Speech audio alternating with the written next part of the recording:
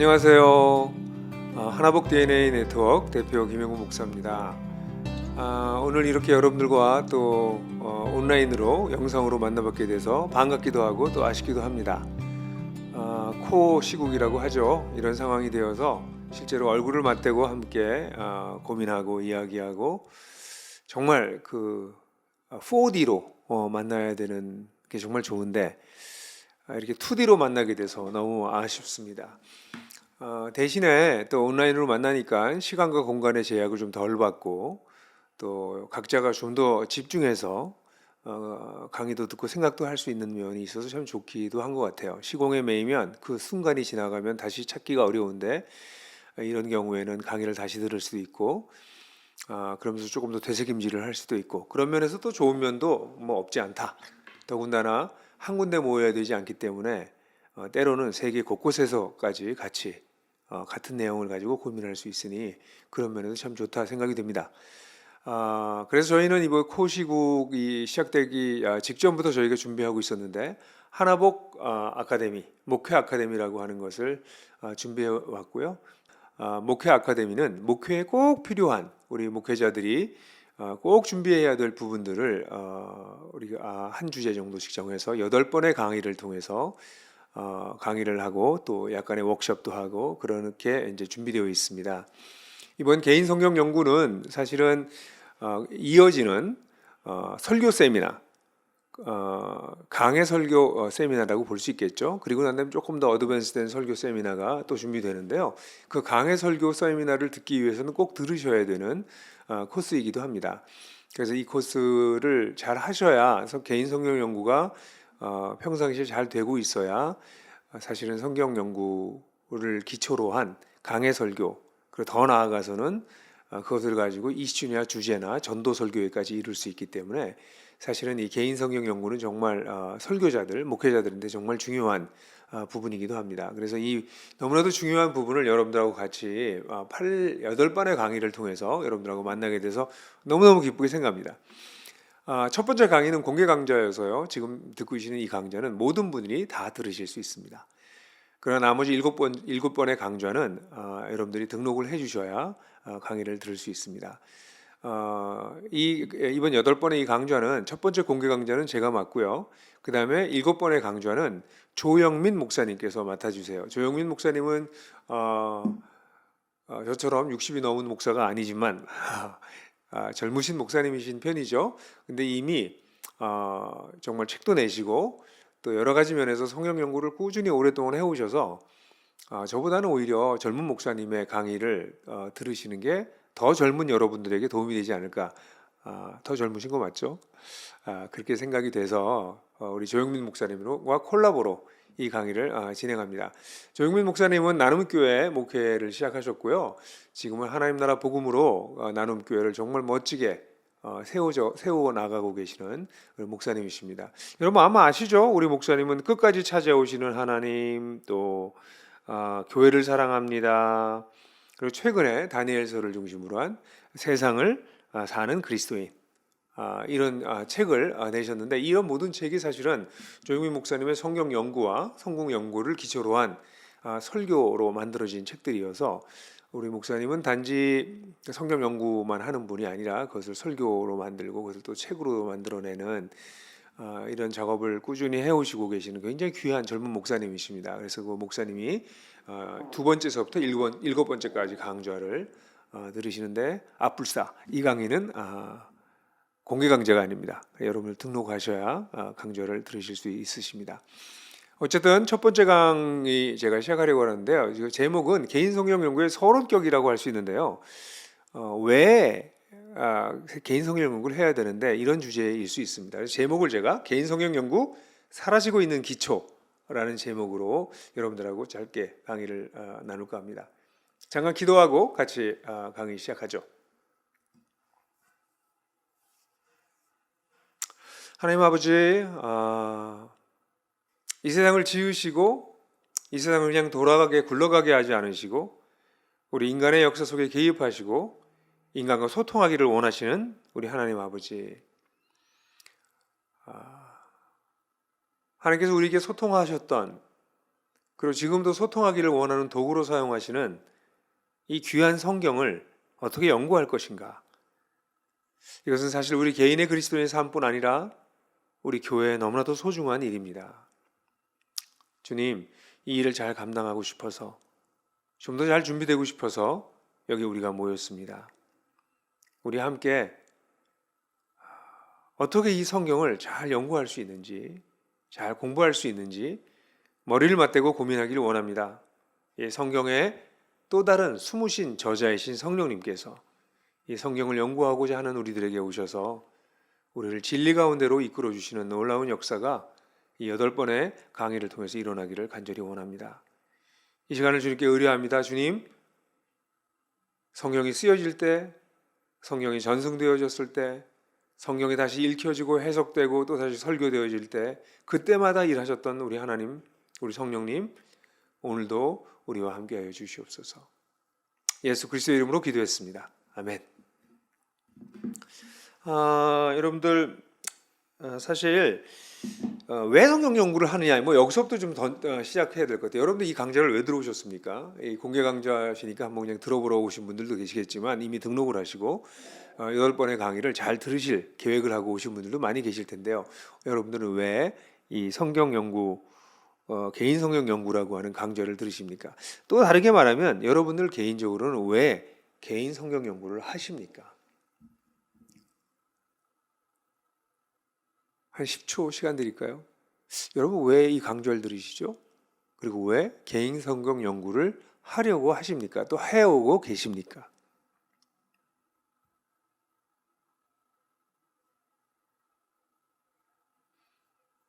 어떤 답이 떠오르셨어요? 아마 대부분의 분들이 여기 이 강좌를 들으시는 분들이 목회자들이시기 때문에, 목회자들이 대부분 많으시고 또 교회 지도자들이 대부분이셔서 이 강좌, 이 개인 성경 연구를 왜 하는데요? 라고 물어보면 거기에 답은 아마 설교를 하기 위해서, 가르치기 위해서 개인 성경 연구를 합니다, 이렇게 말하실 겁니다. 저는 그 답변이 틀렸다고 생각하진 않지만 그 답변에 좀 문제 제기를 하면서 오늘 이 강의를 이어나갔으면 좋겠어요. 개인 성경 연구 가르치려고, 설교하기 위해서 하는 걸까? 이 얘기를 하려면 일단 이 개인 성경 연구에 대한 신학 또는 성경이라고 하는 계시에 대한, 조금 더 신학적으로 얘기한다면 계시에 대한 신학을 우리가 좀 이야기를 하고 이야기를 전개시킬 필요가 있습니다. 사실 세상의 모든 종교가 그런데요. 종교는, 일반적인 종교들은요, 다 마찬가지로 신과 진리, 구원을 추구합니다. 제가 만약 그림을 그린다면 이렇게 그릴 수 있을까요? 여기 보시면 신이 있어요. 또 이걸 도라고 할 수도 있겠습니다. 진리라고 할 수도 있겠어요. 이거를 우리가 깨달음, 이렇게 표현할 수도 있습니다. 이런 거를 우리 인간이 여기에 도달하고 싶은 거예요. 글쎄요, 요즘은 모든 동물들, 식물들, 동식물, 여기는 우리 피조세계 중에서는 동식물도 있고요, 기계도 있고, 그냥 물질도 있고, 이게 우리가 살고 있는 세상인데, 이 세상 속에서 인간이라고 하는 존재가 이 신, 도, 진리, 깨달음, 이것을 향해서 이걸 찾아가는 과정, 여기에는 사실은 엄청난, 이 사이에는 엄청난 간격이 있죠. 이거를 케이즘이라고도 그렇게 표현합니다. 이거를 건너가려고 하는 거죠. 넘어가려고 하는 게 이제 일반 종교입니다. 그래서 일반 종교의 경우에는 이런 진리에 도달하기 위해서 진짜 고행하고요, 선행하고, 명상하고, 연구하고, 출가도 하고, 그래서 이제 그런 걸로 대표되는 불가에서는 용맹정진, 장좌불화, 이런 것들을 하죠. 이게 일반적인 종교입니다. 그런데 이제 성경을 보게 되면 성경에서는 이런 일반적인 종교에 대해서 이야기하기를, 이것을 우리 구약시대 때 특별히 우상에 대한 이야기를 하면서, 그 신은 너희들이 만든 신이고, 너희들이 찾은 신이고, 너희들이 만들어낸 것이어서, 구약 성경에 보면 이 신은 너희들이 말하지 못한다, 미래의 일들에 대해서 설명해 줄 수 없다, 너희들이 새겨 만든 것이 아니냐 이렇게 얘기하는데, 그때 구약은 물론 새겨 만든 신상들을 생각하면서 우상을 얘기했지만 거기에 아주 중요한 요소는 인간이 탐구해서 만들어냈다는 것입니다. 그래서 약간 저등 종교나 원시 종교처럼 실제로 우상이라고 하는 신의 형상을 만들어 놓고 그게 신이다라고 얘기하는 것뿐 아니라 이런 깨달음에 이르기 위해서, 진리에 이르기 위해서, 신에 이르기 위해서, 신의 보호와 복을 받기 위해서 인간이 신은 이럴 것이다 하고 만들어 놓은 신이 일반적인 종교에서 얘기하는 신입니다. 기독교는 어떤가요? 기독교 경우에는 여기와 전혀 다르죠. 성경의 신, 성경에서 얘기하는 신은 이렇게 표현할 수 있겠습니다. 사실 이것은 제 그림이 아니고요. 프란시스 A. 셰퍼가 이야기한 신인데요. Infinite, 뭐 퍼스널부터 먼저 하는 게 맞을 것 같아요. 예. Personal, Infinite God. 다시 말해서 인격적이고 무한하신 하나님. 이게 프란시스 셰퍼가 말하는 하나님입니다. 우리에게 설명해 주는 하나님입니다. 저는 이 도표를 대학 때 보고서 대학 때 보고 난 이후로 지금까지도 애용하는데요. 정말 유용합니다. 왜냐하면 하나님은 두 가지 속성이 있으세요. 인격적이시면서 infinite, 무한하십니다. 무한하시기 때문에 인간은 하나님을 알 수가 없습니다. 그런 면에서는 이렇게 그릴 수 있어요. 무한하신 하나님과 인간 사이에는 넘어갈 수 없는 케이즘, 간격이 있습니다. 여기 인간, 동물, 식물, 뭐 기계. 셰퍼가요, 이게 1960년대 여기다 기계라고 했던 걸 썼던 거는 굉장한 해안입니다. 지금 여러분들 인터넷, IT, 사물 인터넷, 이게 다 기계에 속하는 것들이거든요. 그걸 예견했던 거죠, 셰퍼가. 근데 어쨌든 인간, 동물, 식물, 기계라고 하는 이 피조물과 무한하신 하나님 사이에서는 넘어갈 수 없는 간격이 있습니다. 그런데 놀랍게도 인격적인 면에서 하나님께서 인간을 자신의 형상으로 만드셔서 인간이 여기 있고요. 그 다음에 여기에 간격이 있습니다. 그리고 여기 동물, 식물, 기계가 여기 존재합니다. 캐즘. 그래서 여기 이 그림표에서 보시면 알겠지만 하나님은 창세기에 보면 인간을 인격적으로 만드셔서 인간과 관계를 맺게 하십니다. 그래서 인간의 인간됨의 특징은 사실은 하나님과 인격적 관계를 맺는다는 것입니다. 이게 인간의 인간됨의 가장 중요한 요소라고 말할 수 있어요. 그런데 여러분들이 아시는 것처럼 이사야서 59장 2절 같은 경우에 보면 오직 너희 죄악이 너희와 너희 하나님 사이를 갈라놓았고 너희 죄가 그의 얼굴을 가리어서 너희에게 듣지 못하게 했다. 그러니까 하나님과 우리의 관계가 죄로 인해서 끊어져 버렸다는 거죠. 그래서 소통이 원활하게 일어나지 않습니다. 그래서 에베소서 2장 1절 같은 경우에는 뭐라고 말하죠? 죄와 허물로 죽은 우리, 이렇게 얘기합니다. 죄와 허물로 죽었다 우리가. 그래서 실제로 이 그림표를 다시 한번 보시면요, 이 그림표에서 나타나는 대로 인간의 특성은 여기에 있습니다. 하나님과 인격적인 관계를 맺는 것, 여기 있습니다. 그런데 우리가 아는 것처럼 이 인격적인 관계를 완전히 깨버렸는데 이걸 깨버렸어요. 이게 깨졌습니다. 뭐 때문에? 죄 때문에.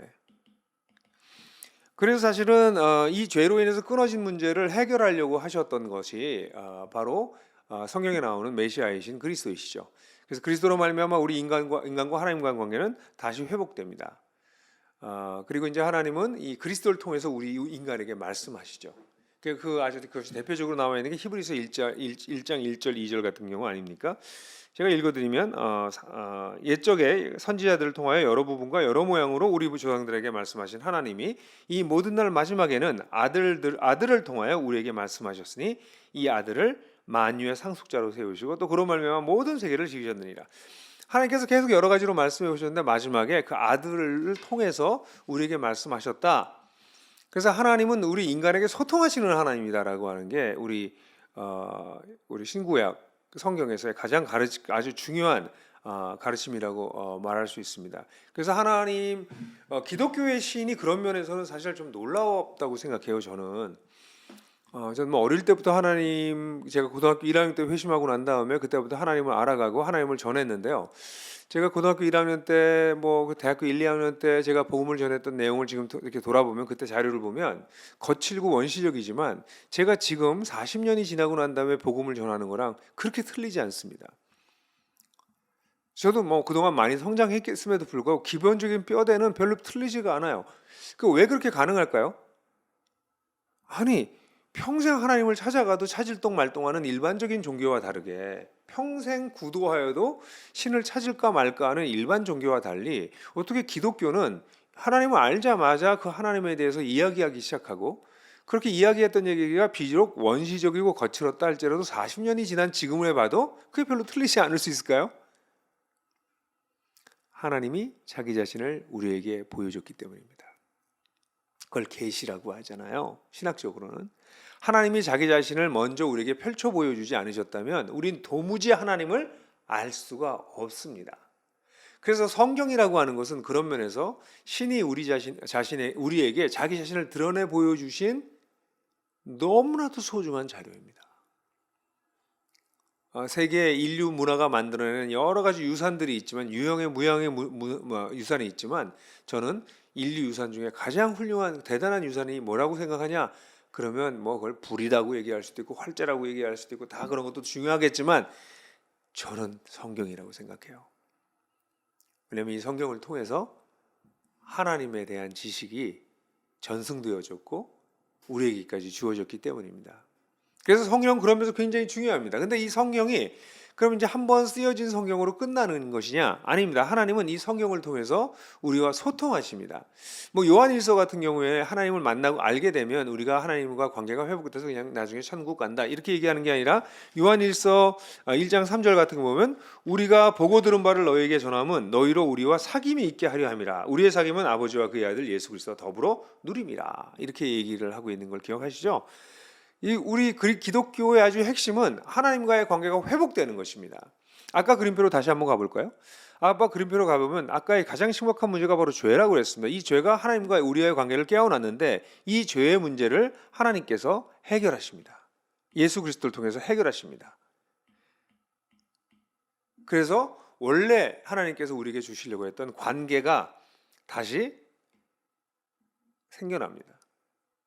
이게 기독교이지 않습니까? 그러면 하나님과의 관계가 회복되고 난 다음에 하나님은 그것으로 관계가 회복됐구나 하고 끝나는 것이 아니라, 관계가 회복된 것은 시작이고 그때부터 하나님과 우리와 교제가 시작됩니다. 그때 하나님께서 우리에게 주신 것이 두 가지가 있는데, 하나는 성경입니다. 하나님에 대한 어떤 면에서는 객관적인 지식, 역사 속에 나타난 하나님에 대한 증언들, 하나님은 이런 분이다라고 하는 성경, 그리고 그 성경이 오늘날 우리에게 무슨 의미가 있는가 하는 것을 깨닫게 해주시는 성령님. 그래서 우리 기독교의 성경은, 사실은 기독교의 성경 읽기가 다른 여러 가지 경전 읽기와 다른 것은, 경전은 그 경전 자체를 잘 이해하고 깨닫고 하는 게 중요한데, 성경은 성경을 쓸 때 역사하신 성령님이 우리의 선생님으로, 이 텍스트와 선생님이 우리에게 함께 계시는, 객관적이고 역사적인 진리를 증거하고 있는 성경과 이것을 주관적으로 오늘 이 땅에 지금 나에게 필요한 말씀으로 알려주신 성령님이 같이 동행하시는 거죠. 같이 working together, 함께 일하시는 거죠. 그래서 우리 그리스도인들에게는 이 성경과 성령님으로 말미암아 이 하나님을 그냥 죽어있는 데이터로서의 인포메이션으로서의 하나님이 아니라 살아계신 하나님으로 만날 수 있게 해주는 것이 성령님 이십니다. 성경이 없어도 안 되고 성령이 안 계셔도 안 되죠. 근데 오늘날 그리스도인들은 이런 원론과 원칙을 얘기하는 성경에 집중하는 사람이 있는가 하면, 이것을 실제로 오늘날을 어떻게 이끌어 가시느냐, 적용과 세부적인 어떤 인도와 이런 것에 더 관심을 갖는, 어떤 성령님에 대한 관심에 주관심을 갖는 그리스도인들이 약간 양분되는 것 같아요. 외발잡이 그리스도인이라고 할까요? 성경만 붙들고 있는 그리스도인, 또는 성령님만 따라가는 그리스도인, 이렇게 둘로 이걸 잃어버리는데, 실제로 성경을 연구하는 사람들은 성경만 붙들고 있는 외발잡이가 되는 경우가 많습니다. 또 성령님을 굉장히 의존하는 그리스도인들은 성경을 좀 무시하고 성령님만 의존하는, 그래서 경험적인 것에 경험주의로 빠지는 그런 위험성이 있어요. 근데 성경은 하나님께서 이미 말씀하셔 오셨던 것을 통해서, 이미 하나님께서 말씀하신 것을 통해서 우리에게 계속 말씀하신다. 이게 우리 성경 신학의 아주 핵심적인 성경에 대한 신학입니다. 그러니까 여기 아주 중요한 게 있는 거죠. 성경이라고 하는 것을 통해서는 사실 하나님이 나와 우리와 이 시대를 향하신 말씀을, 과거에 하셨던 말씀을 통해서 지금 다시 하신다는 거죠. 이걸 만약에 그림표를 그린다면요, 이렇게 그릴까요? 성경은 과거에 쓰여졌습니다. 과거라는 컨텍스트에서 쓰여졌는데요, 거기에서 어떤 메시지가 쓰여지죠. 이걸 컨텍스트라고 하면 여기 메시지가 주어집니다. 그리고 우리는 이 메시지를 이건 좀 다르게 그려볼까요? 우리가 살고 있는 세상은 다른 세상입니다. 그래서 우리가 살고 있는 세상이 있으면 세상이 이런 세상이에요. 이런 세상에 이건 our context, 이거 우리의 컨텍스트이긴 하지만 우리의 our 컨텍스트죠. 이건 their 컨텍스트고요. 그래서 우리의 컨텍스트로 이 메시지를 가지고 오는 거죠. 메시지는 변하지 않았지만 컨텍스트가 변했기 때문에 적용이 달라지는 건데, 바로 말해서 성경이라고 하는 것은 이 과정을 통해서 오늘날 과거에 말씀하셨던 하나님을 통해서 오늘날 여기에 말씀하시는 하나님의 말씀을 듣는 것이 성경을 우리가 대하는 아주 기본적인 자세이고, 이 모든 프로세스에서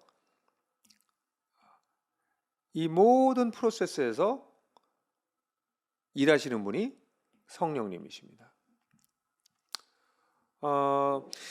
저는 이런 면에서 오늘날의 그리스도인들이 적지 않은 그리스도인들이 성경을 잘 사용하지 못하는 이유가 여기 있다고 생각해요. 과거의 데이터로만 보기도 하고, 어떤 분들은 오늘날의 자기의 삶의 무슨 쪽집게로 이렇게 인도함을 받듯이 주술적으로 인도함을 받는 책으로 사용하는 분들이 있는가 하면, 어떤 분들은 아예 성경을 별로 보지 않고 주관적인 성령님만 따라가려고 하는 그런 경향들이 오늘날 있어서 이 균형을 잃은 그리스도인들의 교회가 오늘 참 많이 있는 것을 보게 돼요. 그래서 저는 여러분들하고 같이 오늘 이런 기본적인, 하나님은 말씀해 오셨다. 마지막에는 그 아들 예수를 통해서 말씀하셨다. 그래서 그 계시는 완성되었다. 근데 그걸로 끝난 것이 아니라 우리에게 오신 성령께서는 이 완성된 계시를 통해서 우리에게 지금도 말씀하고 계시다. 이걸 통해서 우리는 하나님을 더욱더 알아가고 더욱더 사랑하게 된다. 이게 기독교의 거의 전부 아니겠습니까? 이걸 전제로 이야기를 나눠야 될 것 같아요. 그러면 이 성경의 유익을 누리는 방법에 대한 이야기를 좀 나누고 싶은데요. 성경의 유익을 누리는 방법이 여러분들 잘 아시는 한 4가지 정도가 성경을 누리는 4가지 방법입니다.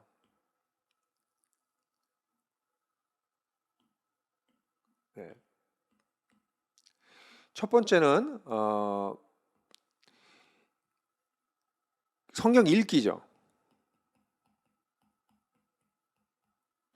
두 번째는 우리 대부분 얘기하는 큐티입니다. 그리고 세 번째가 성경 연구. 그리고 마지막이 성경, 제가 주해라고 일부러 좀 바꿔서 썼습니다. 그렇게 한 이유는 이 성경 연구는 퍼스널 인덕티브 바이블 스터디라고 불리고요. 보통 성경 주제는 엑서지저스라고 부릅니다. 라고 불리우죠. 그래서 이 차이를 조금 제가 좀 설명해 드리려고 그래요. 이제 이 성경, 우리는 이렇게 성경을 읽는데 굉장히 다양한 방법으로 유익을 얻는데요. 물론 이 성경 읽기에는 조금 더 광범위한 게 있을 수 있죠. 여러 성경 듣기, 묵상하기, 암송하기, 또 하나는 퍼블릭 리딩, 다 같이 공중에서 읽는 퍼블릭 리딩이라고 할 수 있을까요? 그런 읽기, 이런 것도 있습니다. 이런 다양한 것이 있는데, 성경 읽기는 숲을 보는 거라고 말할 수 있습니다. 성경을 쭉 읽어나가면서 숲 전체를 보면서 숲 전체 속에 있는 스토리를 통해서 오는 깨달음과 교훈을 얻는 게 성경 읽기라고 할 수 있겠죠. 그래서 우리가 늘 그런 얘기하죠. 자기 나이만큼 성경은 읽어야 된다. 여러분 몇 번 정도 읽으셨나요? 저는 60이 넘었으니까 60번 이상 읽었어야 되는데 그만큼 읽었는지 모르겠네요. 어쨌든 성경 읽기가 중요하죠. 사실은 이 큐티는 요즘 만들어진 게 아니고요. 아주 오랜 전통이 있는데 이게 렉시오 디비나의 전통입니다. 렉시오 디비나는 거룩한 읽기라고 표현된 걸로, 이것은 성경을 읽으면서 오늘 나에게 하시는 말씀이 무엇인가를 듣는 것이 큐티입니다. 오늘날 저는 큐티가 조금 잘못 가르쳐져서요. 그냥 성경 읽고 거기서 교훈을 얻고 적용점 찾고 약간 기계적이고 그냥 머리로만 하는, 눈으로만 하는 걸로 좀 약간 죄송해요. 거의 전락되어 있고요. 더 심한 경우에는 큐티 잡지들을 통해서 이미 다 묵상이 된, 남이 묵상해 놓은 것을 읽고 그냥 끝나는 게 큐티라고 생각하는 지경까지 이르렀어요. 원래 큐티는 그렇지 않습니다. 큐티라는 이름도 This Morning with God, Morning Watch, 큐티, 경건의 시간, 이렇게 여러 가지로 쓸 수 있는 부분인데요. 여기 핵심이 뭐냐면 오늘 나에게 하시는 하나님의 말씀을 들으려고 하는 겁니다. 그래서 사실은 이게 요즘 렉시오 디비나를 또 막 배우거든요. 근데 렉시오 디비나와 큐티랑 같은 맥에 있습니다.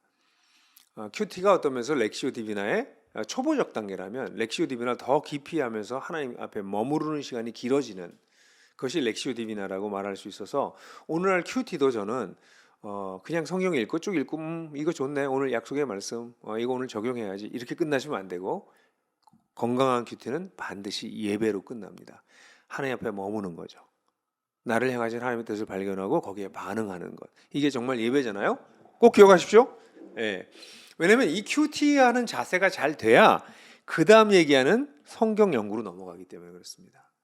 하나님께서 나에게 하시는 말씀, 오늘 나에게 어떤 하나님의 마음을 가지고 계신지를 알아채려고 하고 하나님 앞에 사귐을 갖고 자꾸 코이노니아를 하면서 나아가는 것이 없는 상태에서 성경 연구를 하게 되면 성경을 잘게 잘 분석하고, 그래서 거기에 있는 어떤 인사이트를 찾아내서 설교를 잘 하려고 하는, 성경 연구의 사실은 목적이 주객이 전도되는 현상이 여기서 일어나기 때문에 그래요.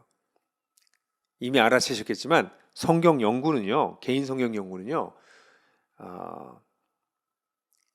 만약 큐티가 이 숲속에 있는 나무 하나를, 또는 나무 가지, 좀 큰 나무 하나까지를 자세히 들여다보면서 이게 나한테 무슨 의미가 있을까?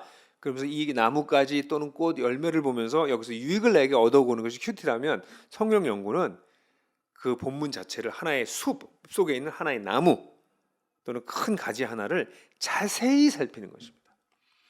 숲속의 그 한 그루의 나무의 뿌리, 기둥, 잎사귀, 꽃, 열매를 다 살펴서 그것이 의미하는 바를, 그것이 오늘날 우리에게 의미하는 바가 무엇인지를 찾는 게 개인 성경 연구예요. 그러니까 조금 다르게 또 표현한다면 큐티가 낚시를 하는 거라면, 이렇게 해서 고기에 잡히면 딱 잡아서 이거 오늘 나한테 너무나 소중한 양식이야 하고 먹는 거라면, 성경 연구는 그물로 거기에 있는 고기를 가능한 한 다 끄집어내는 겁니다. 다 잡아내는 겁니다. 그러니까 성경 연구에서는 방법론이 좀 중요해요. 왜냐하면 어떤 그물을 가지고 있는가 하는 걸 가지고 더 많은 진리를 걷어낼 수도 있고, 그물이 구멍이 나 있고 성겨 있으면 큰 놈만 잡히고 작은 것들은 안 잡히겠죠. 그러니까 큰 진리만 찾아내고 거기서 얘기하고 있는 굉장히 풍성한 부분들을 놓칠 가능성이 있어서 성경 연구에 있어서는 방법론이 조금 중요합니다. 그러나 방법론보다 더 중요한 것이 있는데 기본적인 자세입니다. 그것이 무엇입니까? 우리에게 하시는 말씀을 들으려고 하는, 그러니까 큐티를 통해서는 어떤 낚시하듯이 그냥 이렇게 딱 잡는 거라면, 성경 연구를 통해서는 전체적인 메시지를 더 선명하게 들으려고 하는 그 간절함으로 성경 연구를 하게 되는 것이죠. 그러면 이 성경 연구와 성경 주해는 또 어떤 차이가 있느냐 하면 성경 연구와 성경 주해에 약간의 차이가 있는데 사실 이 두 가지는 큰 차이를 주지 않아도 되지만 성경 주해는 주로 신학교에서 배우고 성경 연구는 일반 성도들도 학생들도 하는 거여서 이렇게 둘로 나누기도 하는데 비슷하긴 해요. 근데 굳이 나눠서 얘기한다면 성경 주해는 전체의 숲의 생태계 안에서 그 나무의 의미를 살피는 겁니다. 다시 말해서 성경 주해를 할 때는 기본적으로 번역된 성경을 가지고 연구하는 것을 넘어서서 원어로 성경을 보는 게 성경주의엔 좀 중요합니다. 그래서 사실 문법을 좀 봐야 되고요. 그 다음에 이 역사적인 환경 속에서 이 책이 어떻게 쓰였나도 봐야 됩니다. 그러니까 신학적 기본적 지식이 있어야 성경주의가 가능하죠. 그래서 우리가 뭐 자주 얘기하는 문법적 역사적 해석, grammatical historical 또는 historical grammatical interpretation. 그래서 문법과 역사 이 두 가지를 다 같이 중시하면서 성경을 해석하는 그 본문을 해석할 때 그런 자세를 하면서 이것이 성경 전체의 가르침 속에서는 무슨 의미가 있는가를 살피는 것입니다. 그러니까 성경 주해는 조금 더 전문적인 영역으로 좀 들어가는 거라고 볼 수 있어요. 그러니까 성경 주해를 하는 분들이 원어를 공부하지 않고선 주해를 하는 것은 사실은 좀 한계가 있긴 합니다. 근데 뭐 원어를 공부해야만 꼭 성경 주해를 할 수 있는 건 아니지만 일단 그 단어들이 또 표현들이 그 본문 자체가 위치한 역사적 상황에서 문법적 상황까지 살펴보는 것이고 더 나아가서는 성경 전체의 흐름 속에서 이것을 보는 거기 때문에 사실 성경 신학이 좀 준비가 되어 있어야 되는 성경의 언어와 성경의 신학이 준비가 돼서 할 수 있는 것이 성경 주해입니다. 그러면 성경 주해를 해야만 꼭 설교를 잘할 수 있냐? 꼭 그렇지 않습니다. 성경 주해를 하면 할수록 더 선명하고 더 예리하게 성경을 볼 수 있는 건 사실이지만 사실 성경 주해를 하기 위해서 성경의 언어를 공부하는 것은 10년 이상 공부해야 공부하는 것에 의미가 있기 때문에 성경 주해를 안 해도 성경의 언어를 몰라도 완벽하게 그것을 깨우치지 않았어도 개인 성경 연구를 잘 한다면 성경 주해에 가까운 충분한 영양가 있는 그런 말씀들을 알아낼 수 있습니다. 그래서 이 성경신학적으로 성경을 본다고 성경 주해에서 할 경우에는 반드시 성경 전체에 흘러가는 주제가 무엇인가를 살피는 것이 필요합니다. 언약으로 그걸 살펴보기도 하고요. 또 뭐 창조신학과 새창조 뭐 이런 걸로 보기도 하고 뭐 땅으로 보기도 하고 뭐 안식으로 보기도 하고 구원의 구속사로 보기도 하고 하나님의 통치로 보기도 하고 저는 그런데 이 성경신학 전체에서 가장 중요한 주제는 예수님이 얘기하신 하나님 나라다. 저는 그렇게 보고는 있어요. 그래서 이제 하나님 나라로 성경을 어떻게 해석하고 어떻게 해석할 거냐 이게 이제 다음번 여러분들이 혹시 들으실지 모르는 설교 세미나에서 일부 다루게 되는 부분인데요. 그래서 이런 흐름 캐노니컬 어프로치라고도 말하죠. 정경 전체가 뭘 얘기하고 있는가를 보면서 그 본문이 얘기하는 바를 살펴보려고 하는 것. 그리고 조금 더 나아가면 이런 성경 신학이 누가라고 하는 사람은 어떤 신학을 가지고 글을 썼을까? 그러니까 누가복음과 사도행전을 볼 때는 그 누가 신학을 가지고 보는 거죠. 어디서? 전체 성경 신학 속에서 누가의 신학을 가지고. 그래서 누가복음을 보는 거죠.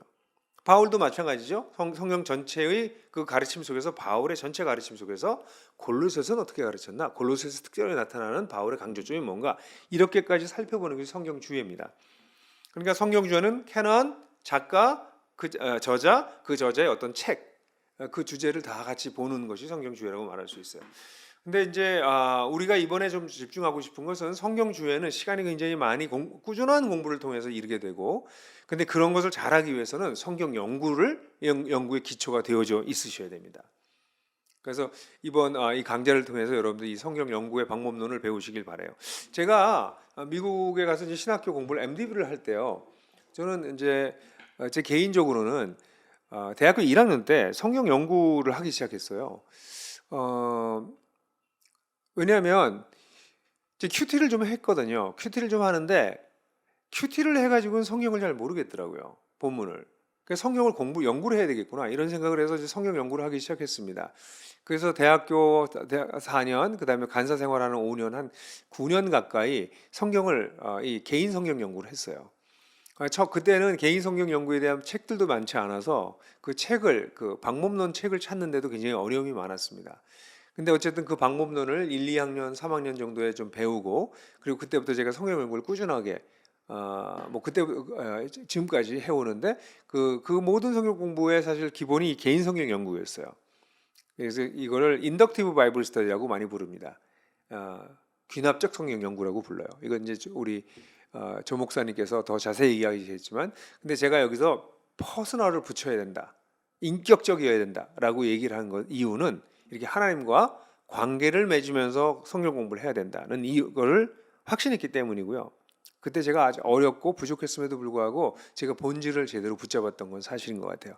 성경을 연구하는 것은 귀납적으로 하나하나의 부분을 공부해서 전체의 진리를 알아가려고 인덕티블리 공부하는 건데, 귀납적으로 성경 공부를 하는 건데, 그것이 단순히 지적인 작용이 아니라 전인격적인 하나님과의 관계성 속에서 이것이 이루어져야 된다라는 생각이었던 거죠. 그래서 제가 개인 성경 연구를 참 열심히 했어요. 그런데 성경 연구를 하다 보니까 이제 답답해지기 시작하는 거예요. 처음엔 그냥 한국말 성경으로 하다가 이해를 못하겠으니까 영어 성경을 보게 되고요. 영어 성경을 보다 보니까 그래도 좀 이해가 안 되는데, 영어 성경은 번역본이 굉장히 많습니다. 그래서 이렇게 번역본이 많지? 그 번역본들을 찾아보다 보니까 막 성경책이 이 책상 위에 너댓 개, 대여섯 개의 성경책을 놓고서 막 이러고 봐야 돼요. 그때는 뭐 컴퓨터도 없었으니까 완전히 아날로그적이었죠. 그렇게 하다가 보니까 그런 책이 있더라고요. 그때가 26개 번역인가? 신약의 26개 번역을 비교한 책이 이런 책이 있었습니다. 그건 성경 공부하는데 큰 도움이 됐어요. 그래서 모든 성경의 마태복음 1장서부터 시작해서 계시록까지 모든 절을 비교해 놓은 거예요. 이 27개인가 되는 이 성경, 지금은 훨씬 더 많아졌습니다. 지금 한 50개가 넘을 거예요. 영어 번역이. 그 번역한 것들을 이렇게 비교하는 건데, 그래서 공부하면서 많이 도움을 얻었지만 시간이 지나면서 깨달았어요. 왜 이렇게 번역이 다르지? 왜 똑같은 원어를 이렇게 다르게 번역해 놨을까? 그렇죠. 어려운 어떤 본문은 도무지 그 번역된 것들을 살펴보는 걸 가지고 알 수가 없는 거죠. 전 그때까지도 성경 주석이라든가 이런 책은 거의 보진 못했었어요. 그러니까 성경만 가지고 씨름을 했었죠. 그래서 제가 난 신학을 이제 공부를 좀 해야 되겠다. 정말 성경을 알고 싶다. 이게 무슨 뜻이지? 이 본문이 뭘 뜻하는 건지 정말 알고 싶다. 그런 마음으로 신학을 하자. 그래서 제가 이제 유학을 갔던 거죠. 그래서 MDB를 했는데요. 목회학 신학 과정에 들어갔는데 이 성경 주해를 배우면서 얼마나 재밌었는지 몰라요. 왜냐면 인덕티브 바이블 스터디, 그러니까 귀납적 성경 연구가 가지고 있는 한계를 엑소디스가 뛰어넘는 거죠. 원어를 보죠. 그걸 역사적 환경에서 보죠. 신학적 배경과 그 사회적 컨텍스트에도 보죠. 이런 작업들을 하면서 성경이 저에게 점점점 선명해지기 시작하는 그런 긴 과정이 사실 있었어요. 근데요, 제가 이 얘기를 말씀을 드리는 거는 그때 저랑 같이 공부하는 많은 분들 가운데 놀랍게도 이 성경 주의 시간이 너무 재미없고 힘들고 어려웠던 분들이 많으셨어요. 그분들의 특징은 큐티도 잘 못하셨어요. 큐티도 잘 배운 적이 없으세요. 귀납적 성경 연구는 해본 적도 없으세요. 그리고 정말 마지막 단계에 정말 어떤 면에서는 전문적인 성경 연구인 성경 주해에 들어오니 이게 소화가 안 되는 거죠. 이걸 왜 그렇게 해야 되는지를 알 수가 없는 거죠. 그래서 저는 여러분들한테 말씀드리고 싶은 것은 이 성경 연구 방법론을 잘 배우시는 게 정말 필요하다. 근데 성경 연구 방법론을 잘 배우시려면 큐티하는 자세로 해야 된다. 근데 그 큐티가 아까 말씀드렸던 것처럼 성경 읽고 적용하는 기계적인 것이 아니라 하나님을 만나려고 하는, 하나님이 나에게 하시는 말씀을 들으려고 하는 그런 자세로 성경을 매일매일 묵상하는 그런 큐티를 하는 것이 몸에 배서 잔 근육이 생기고, 그다음에 어떤 면에서는 큐티가 잔 근육이라면 이 성경 개인 연구는 아주 굵은 큰 근육들입니다. 힘을 많이 쓰면서 연습해야 되는 것이 개인 성경 연구라고 생각을 해요. 그래서 더 말씀을 선명하게 잘 들을 수 있도록 훈련이 되고 난 다음에 그걸로도 부족하다라고 느껴졌을 때, 그때는 조금 더 전문적으로 언어도 배우고 또 신학도 더 공부하고, 그래서 엑소디저스로 갈 수 있도록. 제가 지금 말씀드린 거에서 성경 연구하고 성경 주해는 제가 나눈 나눔이지 사실은 딱 나눠지는 건 아니에요. 근데 지금 신학교의 교육 편제상 이렇게 약간 나누어서 설명할 수 있는데, 근데 그런 것도 의미가 있다고 생각합니다. 그래서 성경의 유익을 얻는 방법은 그냥 읽어도 되고요. 설교를 누가 풀어놓은 걸 듣기도 하고요. 묵상을 할 수도 있고, 또 퍼블릭 리딩, 누가 읽어주는 걸 이렇게 듣는 것, 그것도 굉장히 좋고요. 요즘 유튜브에 그렇게 읽어주는 거 많은 거 아세요? 예, 저는 최근에 썼던 글에서 성경은 원래 듣기 위해서 쓰여진 책입니다. 이렇게 얘기를 했는데 저 유튜브에 이렇게 읽어주는 성경이 정말 좋더라고요. 그래서 이제 여러분들한테 맞는 것을 찾으셔서 듣는 거. 이게 이제 성경을 읽는 것과 관련된 아주 큰 첫 번째 카테고리입니다. 이걸 잘 누리고 그러면서 매일매일 큐티하면서 나에게 하시는 말씀을 렉시오 디비나 형식으로 듣고 그 앞에 머무르는, 그러니까 하나님과 교제를 나누는 그런 큐티를 하시면서 그리고 개인 성경 연구로 들어가시면, 그래서 개인 성경 연구를 그런 자세를 가지고 방법론을 낚시하는 그런 거여서 이젠 그물을 잘 만들어서 그 속에 있는 아주 모든 고기들을 다 잡는, 그 보화들을 다 캐내는 그런 작업을 하는 게 개인 성경 연구다, 이렇게 생각이 됩니다. 그래서 결론적으로 여러분들에게 설교자에게 있어 성경 연구가 축복이 될 수 있다고 저는 생각해요. 진짜 엄청난 축복이라고 생각합니다. 예, 저는 한 성경 연구를 심각하게 한 지가 40년이 넘었는데요. 이 40년 동안 성경 연구를 해서 가장 큰 복을 받은 사람은 뭐니 해도 저입니다. 그래서 제가 여러분들하고 같이 이 성경 연구가 여러분들에게도 정말 축복이 되셨으면 좋겠는데요. 그러려면 첫 번째, 여러분 유혹을 좀 극복하셔야 돼요. 유혹이 어떤 유혹이 있을까요?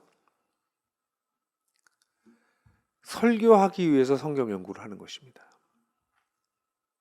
설교하기 위해서. 설교하기 위한 방법으로 성경을 연구하는 거예요.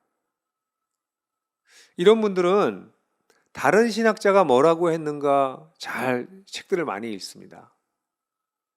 왜냐하면 그 사람들은 이미 주해 단계에서 신학적으로 책을 쓰는 거거든요. 그러니까 내가 발견하는 것보다 엄청나게 더 많은 내용들을, 때때로는 우리가 소화하기 힘들 정도로 전문적인 내용들을 쏟아 넣습니다. 그래서 사실 주의 책을 읽는 게 큰 도움이 안 됩니다. 왜냐하면 성경 자체를 본인이 연구하지 않은 상태에서 남의 것을 연구한 것, 그것도 아주 프로페셔널하게 연구한 내용을 갖다 쓰려고 할 경우에 거기 어려움이 있고, 두 번째, 성경 해석은 사실은 모든 신약을 읽는, 모든 신구약을 읽는 성도들이 다 해석하는 것이기 때문에 본인이 해석해야 되는데, 물론 그 본인의 해석이 자기의 그 자기적인 번역 해석해서는 안 되죠. 전체 흐름 속에 마땅히 있어야 되겠지만, 성경 주해자들이 쓴, 다른 사람이 쓴 해석을 가져다 쓸 때 그건 자기가 깨달은 것이 아니어서 이상하게 힘이 없습니다. 그래서 그런 유혹, 다른 신학자들, 더 나아가서는요, 다른 설교자들의 설교를 참고해요. 그건 더 쉽습니다. 주해자의 책은 어려워요. 아주 전문적인 신학적인 것부터 조금 목회자나 일반 성도들을 위한 것까지 좀 쉬운 주해서가 있지만, 주석서가 있지만, 어쨌든 여기를 읽는 것보다 더 쉬운 건 이걸 가지고 설교를 만들어 놓은 거를 보는 거죠. 그래서 설교 아이디어를 찾는 거죠. 예화도 찾고. 그래서 죄송하지만 신학교에서도 그렇게는 안 하셨지만, 우리 짜집기 하듯이 이제 남의 설교책을 잘 갖다가 자기 설교로 만들어서 하는 건데, 그건 이제 우리가 이제 설교 세미나에서 얘기하겠지만 설교의 본질을 잃어버린 사람들의 특징입니다. 저는 그분들을 설교 제조자라고 불러요. 자기 설교를 만들어서 설교하는 거죠. 왜 사람이 안 변할까요? 많은 사람들이 이렇게 얘기해요. 설교해도 사람 안 변하더라. 사람 안 변하는 게 자기 메시지로 자기 생각을 전하면 사람들은 변하지 않겠죠. 그래서 이 유혹 중에 가장 큰 유혹이 손쉽게 또 설교를 만들기 위해 다른 신학자나 다른 설교자의 자료들을 가져다 쓰는 것입니다. 그뿐만 아니라 요즘은요, 유튜브를 통해서 더 많은 자료를 더 쉽게 접할 수 있습니다. 그 유튜브를 섭렵해 보면 이제는 설교의 내용뿐만 아니라 딜리버리하는 방식까지 흉내낼 수 있는 굉장히 많은 내용들이 있어서 사실은 이런 손쉬운 자료들을 얻기가 너무 좋은 시대가 됐습니다. 정말 지난 40년 동안 엄청난 변화가 있었습니다. 제가 대학을 다닐 땐 진짜 기독교 서적이 거의 없었습니다. 그때는 테이프가 돌아다니지도 잘 않을 때였기 때문에, 테이프가 막 시작됐을 때였기 때문에 다른 사람의 설교를 듣는 것도 그렇게 쉽지 않았습니다. 근데 지금은 거의 모든 설교를 들을 수 있을 정도로 자료가 넘쳐납니다. 넘쳐나는 게 문제겠지만, 그래서 오늘날 설교자들이 성경 연구를 잘 하지 않는 것 같습니다. 제가 너무 놀랍니다. 성경을 제가 보기엔 성경을 한 10년 이상 연구해야 설교가 제대로 될 수 있는 기본 자세가 만들어진다고 저는 생각하거든요. 10년은커녕 1, 2년도 성경 연구를 제대로 안 한, 그런 분들이 사실은 신학교만 나오고 목회자가 되는 그런 경향들이 있습니다. 그래서 첫 번째는 성경 연구가 정말 축복이 되려면 이 유혹을 극복해야 돼요. 손쉽게 할 수 있는 방법이 있는 것 같지만 절대 그렇지 않습니다. 두 번째는요, 일상적인 사귐을 깊이 누리십시오. 매일매일 나를 인도하시고 나에게 당신을 알려주시는, 그래서 하나님과의 사귐이 깊어지길 원하시는 하나님을 모르고 그 하나님이 익숙하지 않은데 그 하나님이 우리 공동체에 하시는 말씀을 듣기가 어렵습니다. 많은 목사님들의 설교를 들으면 저 설교는 여기서 하나, 다른 지방의 다른 교회에 가서 하나 별 차이가 없어 보입니다. 그냥 성경을 연구해서 성경을 좋은 말로 잘 만들어서 전달해 주기 때문에 그렇습니다. 근데 설교 세미나에서 얘기했지만 설교는요, 모든 설교는 표적 설교입니다. 무슨 말씀이세요? 좋은 의미에서 표적 설교입니다. 자기 청중에게 그 말씀을 전하는 거거든요. 하나님이 전하고 싶으신 말씀을 전하는 게 설교입니다. 그러니까 모든 설교는 표적 설교죠. 그러니까 골로새서와 빌립보서가 다른 거죠. 데살로니가 전서와 갈라디아서가 다른 거죠. 비슷한 시기에 쓰여졌음에도 불구하고 대상이 다르기 때문에 갈라디아서와 데살로니가 전서가 다르고요. 빌립보서와 골로새서가 다릅니다. 굉장히 비슷한 시기에 쓰여진 책들이거든요. 대상이 다르니까. 그래서 매일매일 나한테 하시는 말씀을 들을 줄 모르는 사람이 하나님으로부터 내가 먹여야 되는 청중해 주시는 말씀을 들을 수 있을까요? 저는 목회자들의 이 설교가 힘을 발휘하지 못하는 이유가 자기 생각을 전해서 그렇습니다. 자기 청중에게 필요한 말씀이 아니라 그냥 모든 그리스도인들에게 필요한 말씀을 전하는 거예요. 뭐 유익이 되겠죠. 근데 자기에게 청중이 있잖아요. 그럼 어떤 데는 청중에겐 죽을 먹여야 됩니다. 고기를 먹이면 안 됩니다. 아무리 스테이크 좋아도 스테이크를 먹이면 안 되고요. 이걸 잘게 쪼개서 죽을 먹여야 됩니다. 청중의 상태에 따라서 말씀이 늘 달라지거든요. 그 교회의 상태에 따라서 하나님의 인도가 다르거든요. 그래서 일상적인 상임이 중요해요. 매일매일 나를 향해서 하시는 하나님의 말씀을 듣고 배우고 그걸 깨닫고, 그래서 하나님과 사귐이 있고, 그러면서 하나님을 정말 인격적으로 알아가는 과정이 있을 때 나와 공동체에 하시는 말씀을 들을 수 있습니다. 그런 분들이 시간이 조금 더 지나면 우리 공동체가 처해 있는 사회와 시대, 우리 사회와 시대를 향하시는 하나님의 말씀도 들을 수 있습니다. 그러니까 제가 여러분들에게 말씀드리고 싶어요. 일상적인 사귐을 통해서, 이 말씀을 통해서 하나님의 우리를 향하신 말씀을 듣는 연습을 계속해서 하십시오. 선명하게 들었을수록 강력한 메시지를 전할 수 있습니다. 그런데 말씀을 듣는 연습이 되어 있지 않은 사람은 설교를 프로듀싱해요. 설교를 만들어냅니다. 만들어낸 설교는 파워가 떨어질 수밖에 없습니다. 그러나 하나님으로부터 받은 메시지는 주신 분의 권위 때문에 메시지가 파워풀하게 갑니다. 그래서 말씀을 듣는 연습을 하셔야 됩니다. 그런 면에서 저는 여러분들에게 이제 성경 연구를 하시다가도 때때로 펜을 내려놓고, 요즘 펜 안 쓰십니까? 컴퓨터 앞에서 손을 떼고 무릎을 꿇고 기도하거나 예배하는 것이 성경 연구하다 중간중간에 나타날 수 있는, 또는 나타났으면 좋을 모습이라고 생각해요. 연구는 연구잖아요. 심각한 연구를 하다가 그러다가 어느 순간 딱 깨달음이 생기고, 하나님이 이런 메시지를 주시는구나 했을 때는 그것을 스톱하고 하나님 앞에 무릎 꿇고, 하나님 당신이 이런 분이시군요, 이런 마음을 가지고 계시는군요 하고 하나님과 인격적 관계를 맺고 다시 기도하고, 그리고 다시 또 연구로 들어오는, 이런 기계적인 연구가 아니라 인격적, 퍼스널한 그런 인격적 연구가 됐으면 좋겠어요.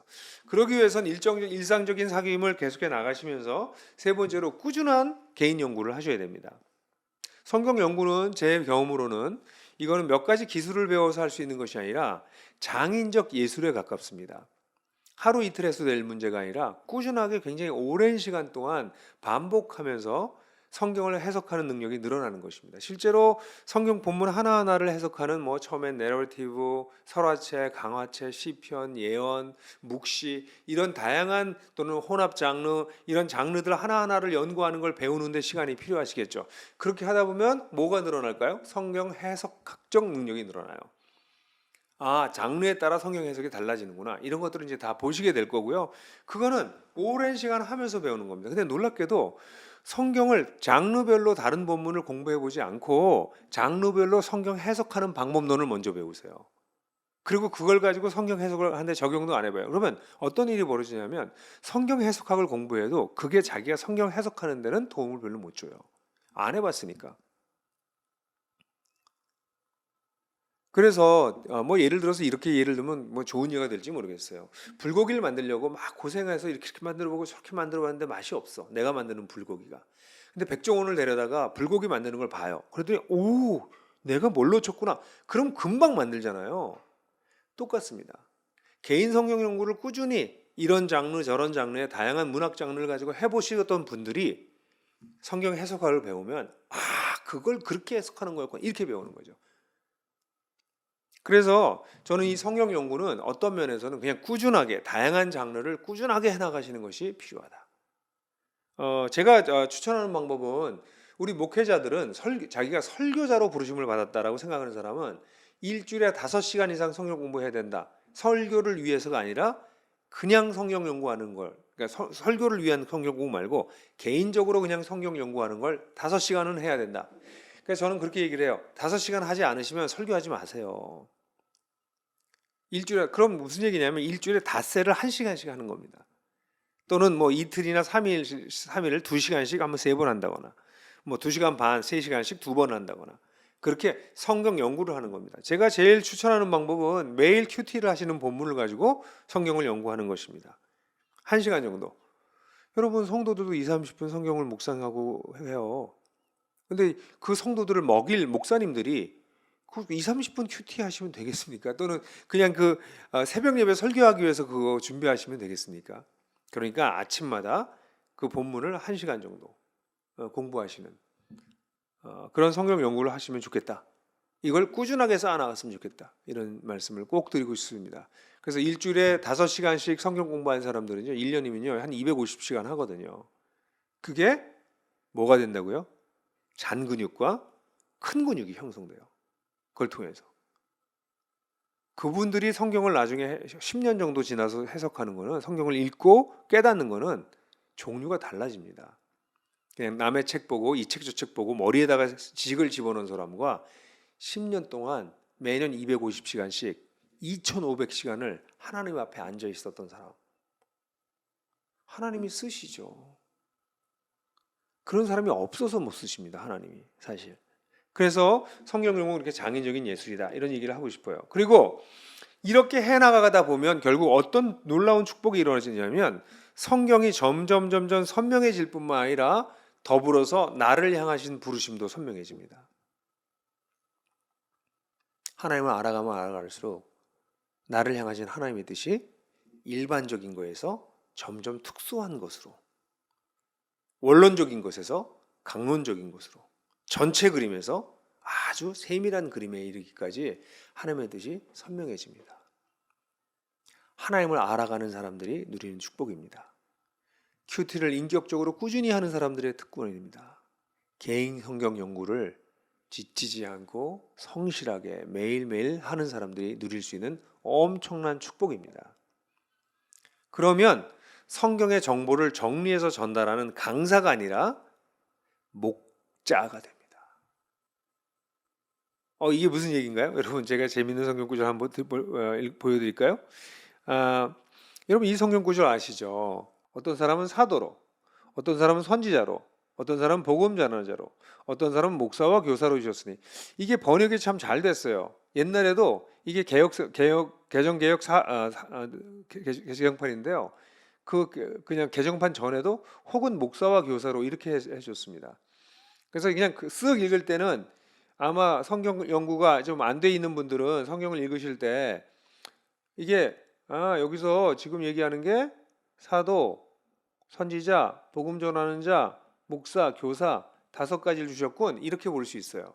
근데 우리말 성경도 자세히만 보시면 물론 이게 번역이 늘 이렇게 잘 되는 건 아니지만 사도로 어떤 사람은 사도로 어떤 사람은 선지자로 옛날 개혁성경 혹으로 해서 혹은 목 그렇게 했어요. 그다음에 어떤 사람은 또 복음 전한 죄송합니다. 네. 어떤 사람은 복음 전하는 자로 어떤 사람은 목사와 교사로 이렇게 했습니다. 여기 우리 옛날 개혁성경에서도 혹은 목사와 교사로 붙여서 4가지입니다. 5가지가 아니라 실제로 헬라어로 보면 kai autos edoken tous men 여기 men 데다가 있어요. 이게 뭐냐면 혹은 이렇게 번역할 수 있어요. 혹은 아포스톨로스 투 아폴로소스 사도들로 또 어떤 사람 프로페타스 선지자로 또 어떤 사람 투 유앙겔리타스 복음 전하자로 그다음에 투 포이메나스 카이 디다스칼루스 이 카이는 즉입니다. 즉 목사와 교사 또는 이걸 더 정확하게 표현하면 저는 이렇게 번역하고 싶어요. 목사 즉 교사. 제가 이 얘기를 왜 이렇게 길게 하는지 아세요? 성경에는요, 성경의 교사는요 지식을 전달하는 사람이 아니에요. 지식 보따리를 들고 다니면서 장사하는 강사가 아니고요. 교사는 즉 목자입니다. 사람을 돌보는 사람입니다. 설교를 지식을 전달하는 사람은 끝까지 지식 전달자로 남지만 성경에 나와 있는 제대로 된 설교자들은 어떤 사람이라고요? 지식을 전달하는 사람이 아니라 돌보는 사람, 사람을 살리는 사람, 목자 역할을 하는 사람. 그래서 목자는 즉 교사입니다. 교사는 즉 목자입니다. 놀라운 일이죠. 이렇게 목사님들이 시간이 가면 갈수록 설교를 하면서 제대로 된 설교를 하는 분들은 목자로 깊어집니다. 사람을 다룰 줄 알아요. 사람을 만질 줄 알아요. 사람의 영혼을 돌볼 줄 알아요. 그런데 지식을 전달하고 선포하고 성경을 잘 연구해서 하지만 사실은 사람을 만질 줄 모르는 사람을 도울 줄 모르는 설교도 적지 않답니다. 왜 그럴까요?